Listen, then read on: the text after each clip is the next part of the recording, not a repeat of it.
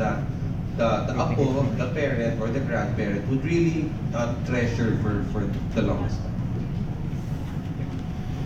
Thank you, Sir TJ. And syempre, bilang part din ng SM, we've noticed that, example, when you go to SM department store, everything is there. So the grandparents, they won't have a hard time looking for, diba, lolos and lolas. They won't have a one-stop shop. That's correct, Ms. Jackie. They won't have a hard time looking for things to buy for their apos. If their apo is a toddler na, so we have a section for that. If it's really infant, may section for that, and then also other gifts. So it's a really great idea. In one-stop shop, hindi mapapagod, hindi masistress si lolo at si lola. Ayan.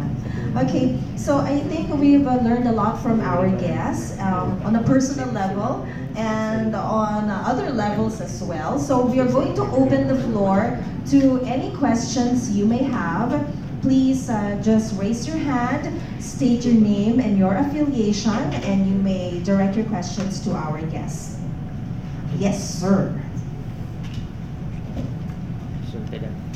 Hello, good afternoon po. Ted Claudio, Wazzup.PH. Tanong ko lang sa mga celebrity guests natin, like on this with date with Lola and Lola at SM this coming September. So which mall would you visit to celebrate with your apos and children? So kasi sa SM, one-stop shop siya, no? There's so many activities in terms of dining, in terms of recreation. So ano yung type na food na resto na pupuntahan nyo, or what type of activities you will do for the bonding? Thank you, sir.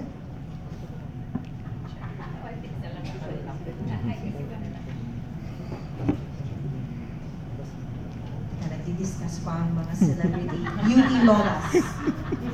Saan kakain? Usually naman, pag may apo ka, ang tatanungin mo, so usually it's the apo that you ask kung anong gusto nilang kainin, di ba? So if it's pasta or okay. So usually kung anong gustong kainin, doon nakakain. So it doesn't really matter, di ba? So but usually it's pasta or usually Filipino food. So ang dami nang pwedeng mapuntahan. How about po sa recreational activities?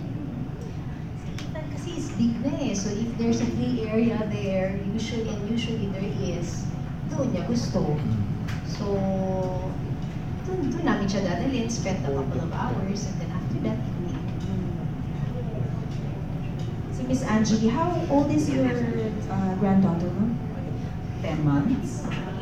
I think that in my case, because being married to a celebrity, it's our family with Jackson has, during this selfie generation, it's so difficult to shop when you're a celebrity. So if you see Gary shopping, that's like a miracle. Oh yeah.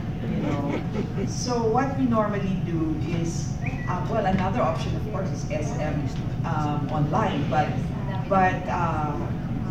if I were to be given a choice, I would go to SM Aura, because SM Aura would be basically more private than the mega malls or the large plazas. So it's not as public, where all Gary will be doing will be taking pictures. For my grandchild, she's only 10 months, naturally, like Jack, home is the best, but when you talk shopping, if you ask me as a grandparent, I would go SM Aura or Mega Mall. Because number one, you want to do one-stop shop. Tony and Guy is in Mega Mall or in SM Aura, so I can fix my hair and then go eat out with my family. I mean, I think that those are the two most natural, because there's an atrium there in Mega Mall. Okay, nice choices. At syempre hindi kailangan hindi pwedeng makalimutan ang pampa-beauty ng mga lolas. Pwede maisingit, di ba? Oo nga.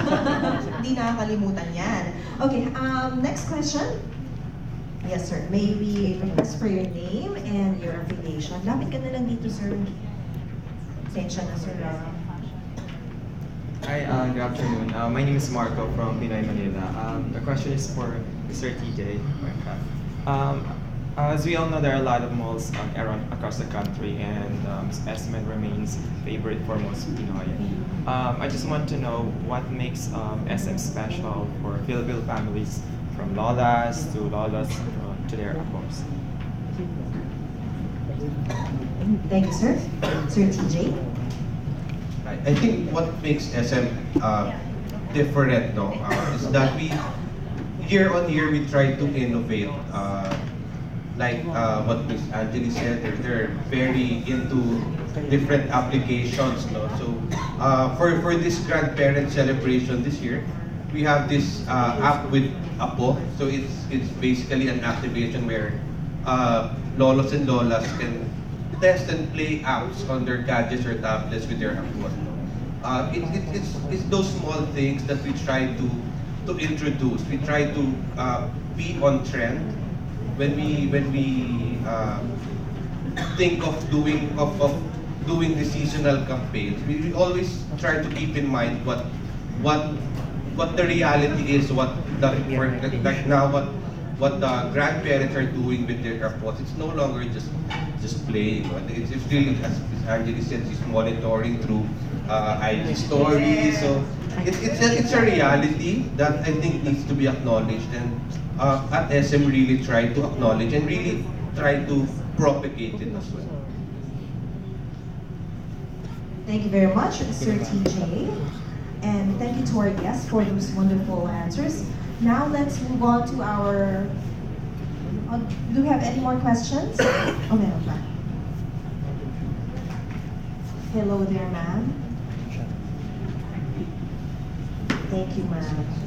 Please state your name and your affiliation, ma'am. Hello, good afternoon. I'm Jay Javier, a blogger. My question goes to Miss Jacqueline. Has your mom, Miss Birita Caran, helped you in some ways, like is she giving you advices, because through your journey as a young grandparent?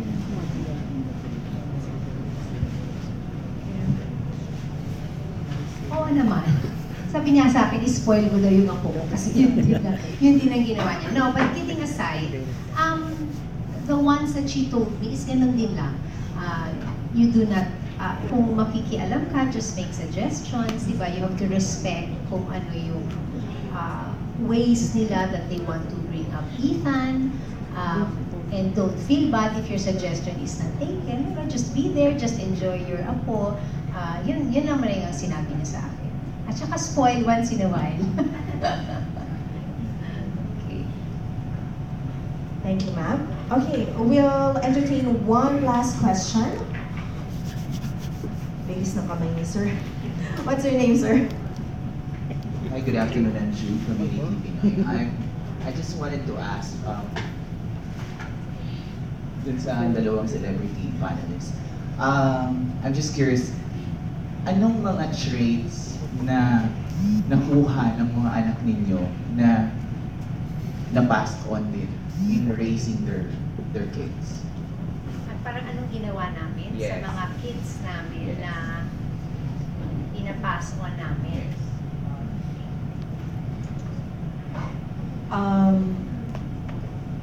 Traits and values. Okay.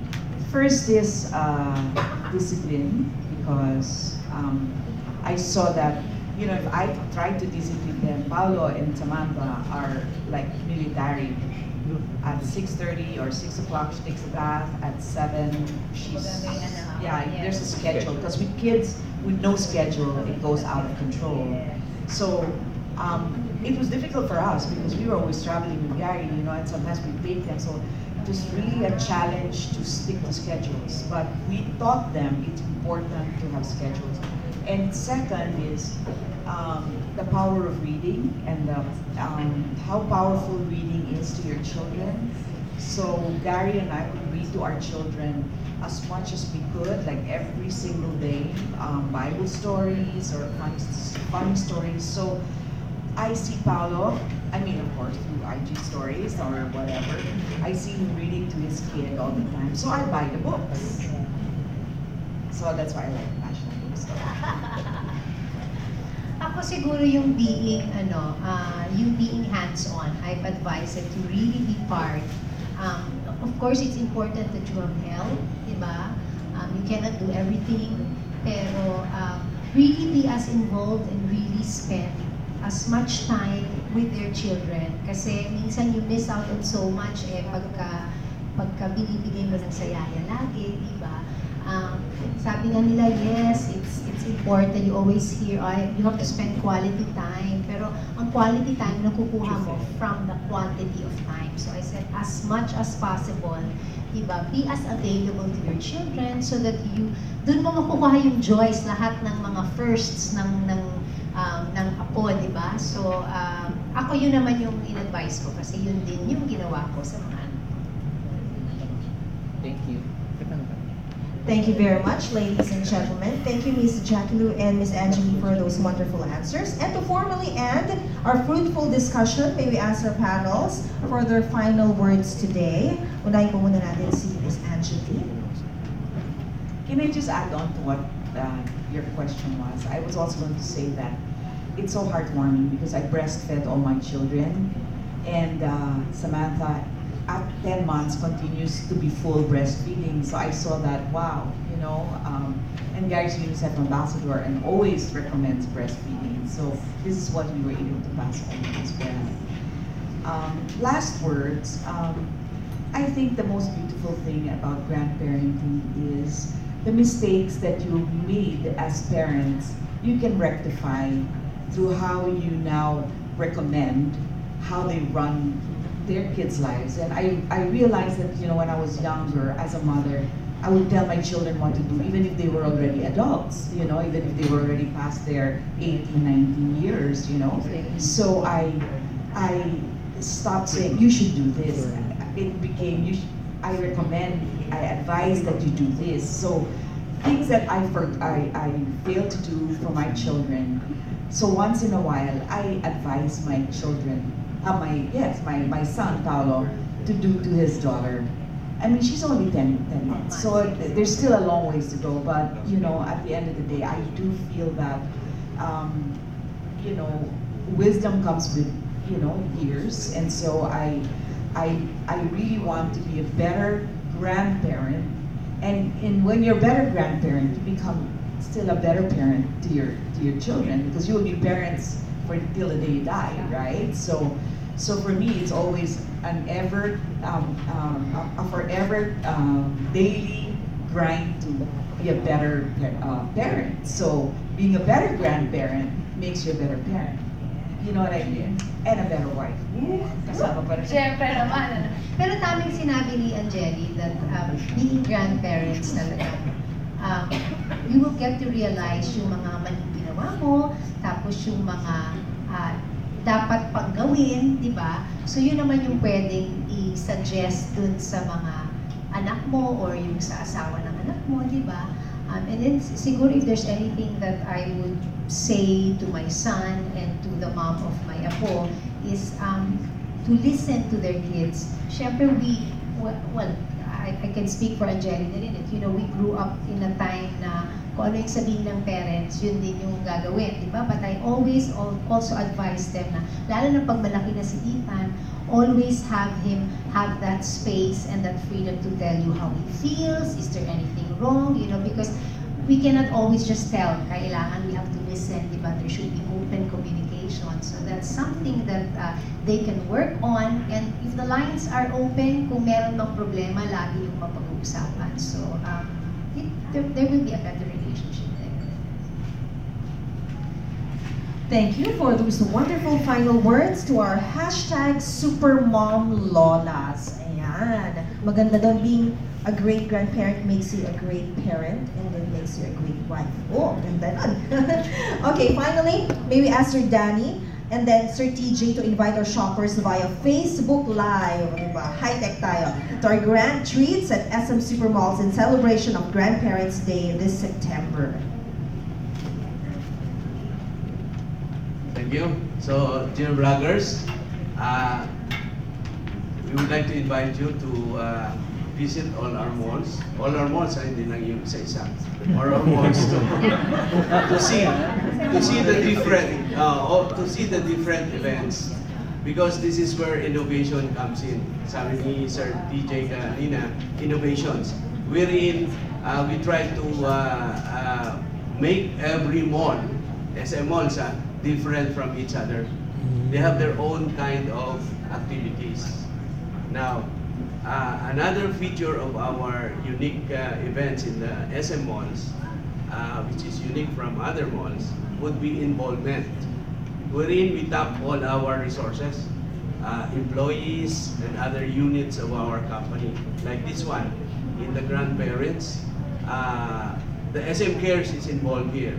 Our committee, under my leadership, would be the seniors committee. So the next factor that we are also proud of is the sustenance. Sustenance meaning in our seniors committee program, which is a year-round, we have this livelihood projects. We taught the seniors how to make mga recyclable materials into products that they could sell. And now here, in the Grandparents Week, they will sell those products. So ganun ka beautiful siya ang setup. From manufacturing, from teaching them, they produce, and now we provide them the market and the opportunity to sell. So ganun kami ka bait at kapuso pag naghandog kami ng events sa aming grandparents. So that's all. Again, inanyayahan ko kayo lahat, pumunta kayo sa hindi lang sa isang SM Supermalls, kundi lahat ng SM Supermalls.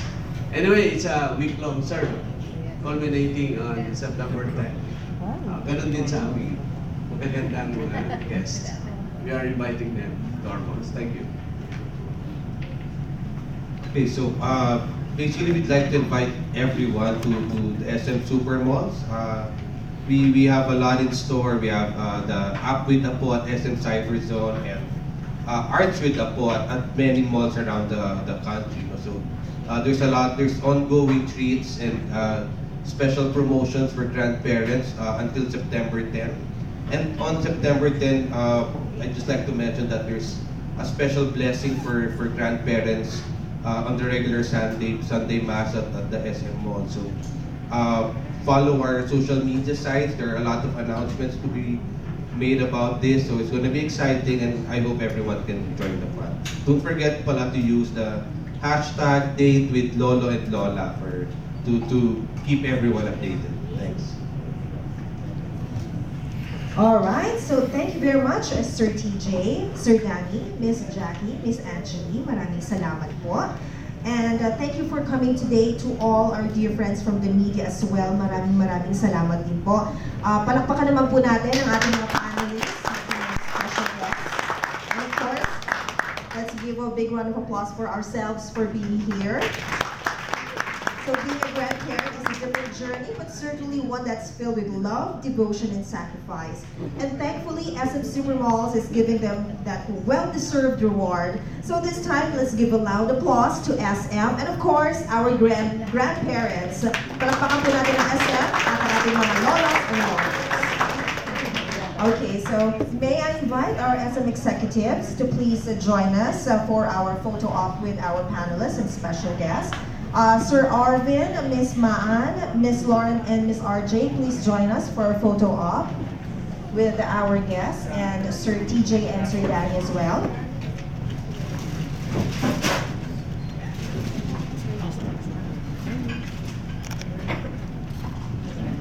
And beautiful bouquets for our beautiful lolas.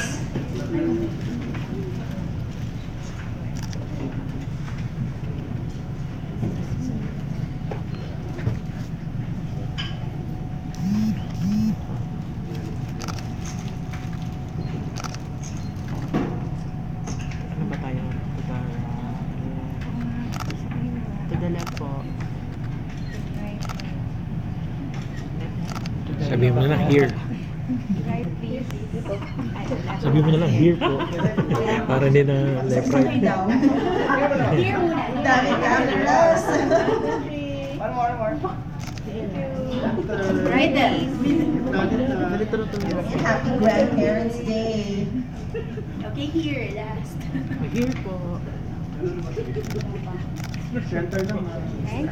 Okay, and now?